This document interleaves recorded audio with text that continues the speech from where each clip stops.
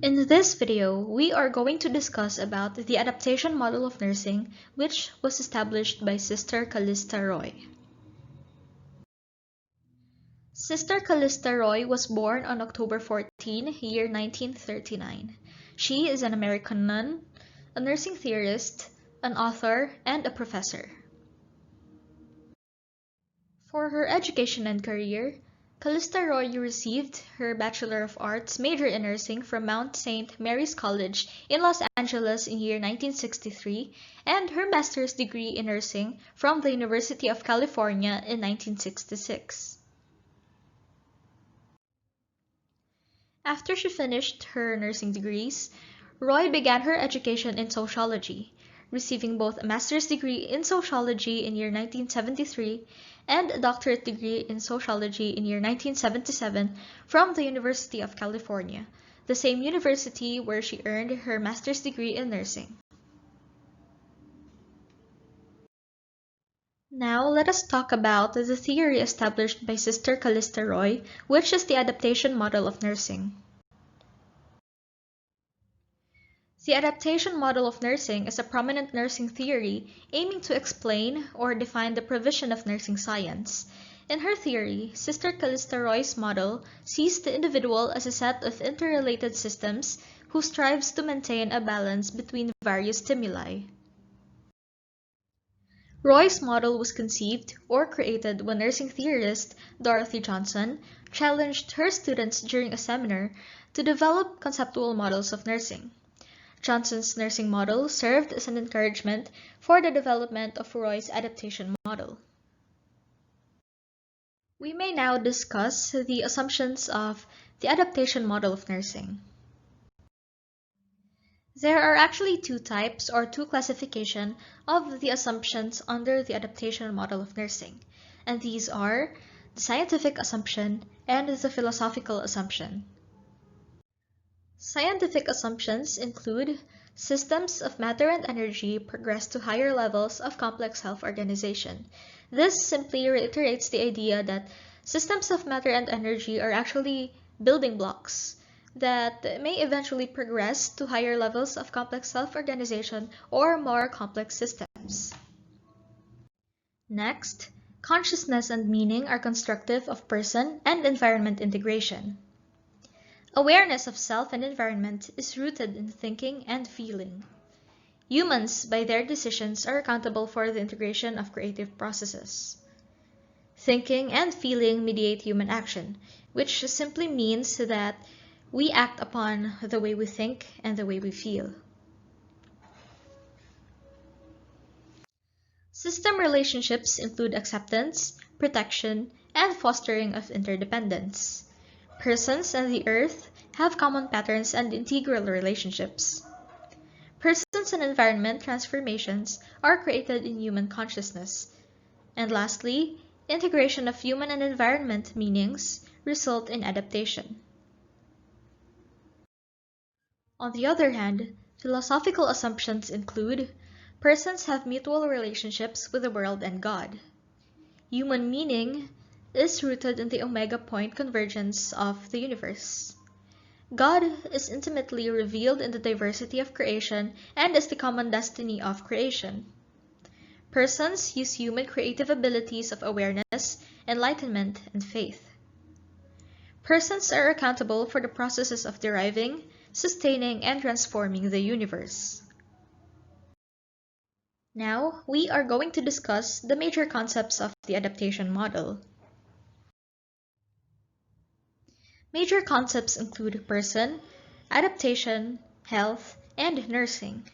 For person, Roy indicated that human systems have thinking and feeling capacities, rooted in consciousness and meaning, by which they adjust effectively to changes in the environment and, in turn, affect the environment.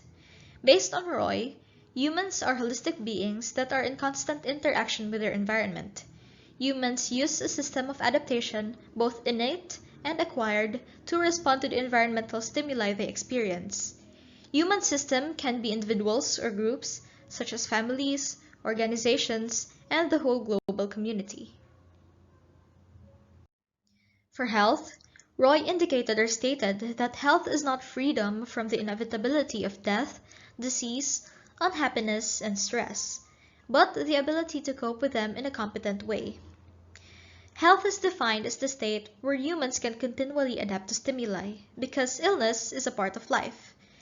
Health is the result of a process where health and illness can coexist. If a human can continue to adapt holistically, they will be able to maintain health to reach completeness and unity within themselves. On the other hand, if they cannot adapt accordingly, the integrity of the person can be affected negatively. For adaptation, Roy indicated or stated that process and outcome, whereby thinking and feeling persons as individuals or in groups, use conscious awareness and choice to create human and environmental integration. In adaptation model, nurses are facilitators of adaptation.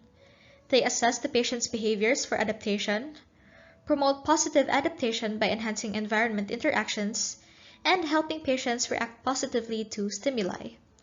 Nurses eliminate ineffective coping mechanisms and eventually lead to better outcomes. For nursing, Roy stated that the goal of nursing is the promotion of adaptation for individuals and groups in each of the 4 adaptive modes, thus contributing to health, quality of life, and dying with dignity. And lastly, environment.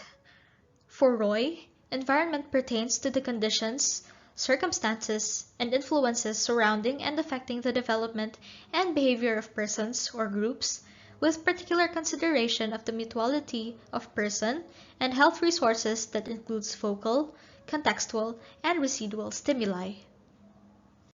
But what exactly are these stimuli we have mentioned? Focal stimuli are that which confronts the human system and requires the most attention.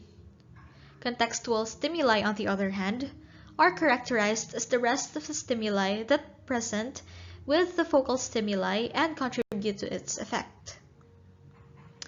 Lastly, residual stimuli are the additional environmental factors present within the situation, but whose effect isn't clear.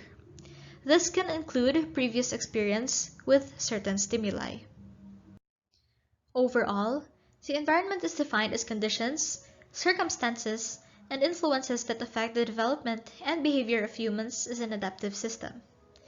The environment is a stimulus or input that requires a person to adapt.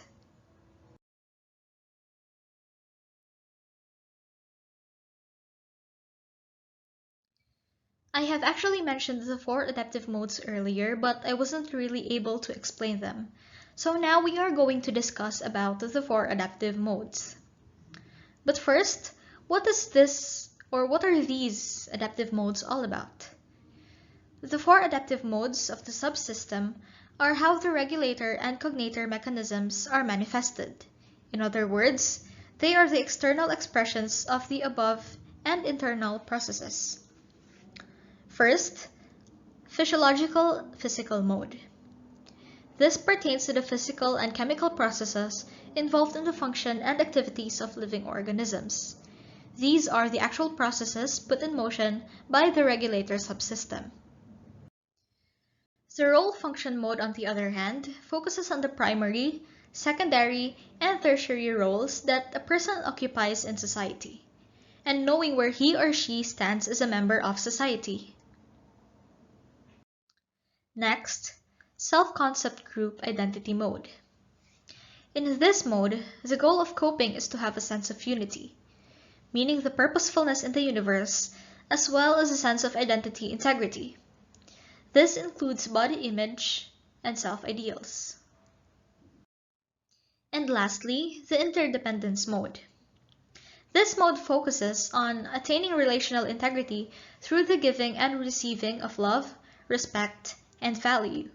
This is achieved with effective communication and relations.